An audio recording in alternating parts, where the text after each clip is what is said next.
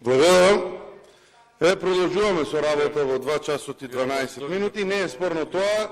Би сакал да искористам прилика доколку можете да, бидејќи има службеници тука на работа, да ги замолите да продолжат да работат на преводот на вашата интерпелација. Оти гледам дека сега сте силни и таа интерпелација се уште рековте дека нема превод, се надевам дека ќе го добиеме преводот што побрзо. Дополнително, законот, односно кодексот за престанување на важење на кодексот, рековте дека не е преведен, службиве се тука, би ве замолил да го преведете и тој материјал, затоа што силни сте во 2 часот и 15 минути навечер, ама на комисијата за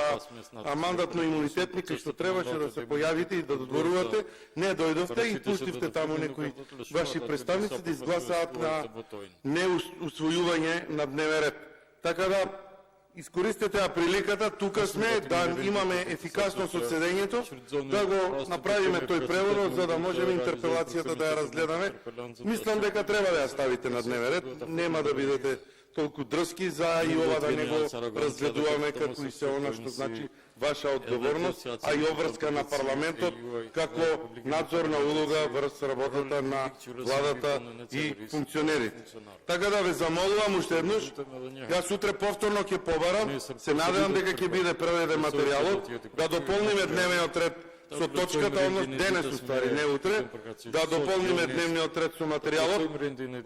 точката за укинување на етичкиот кодекс, затоа што после она што вие го направивте на пленарна седница и после циркузијадата на комисијата за мандатно-имунитетни прашања, кај што тој што предложи точката на дневен ред гласаше против точката на дневен ред, а вашите храбри пратеници од власта ве поддржаа да не дојдете и да дискутираме за едно флагрантно кршење и најголемо кршење на деловникот и правата на администрацијата и вработените, и дека утре веќе ќе можеме свечено тој етички кодекс да го укинеме, па да можеме и ние од тука да псуваме и по колеги пратеници, администрацијата не ни е крива, нема дека да ја чепкаме, и дека за да го направиме ова, преводот ќе го имаме. Имате можност, гледам дека има желба за работа, дајте да го искористиме овој временски период за превод на овие материјали. Благодарам.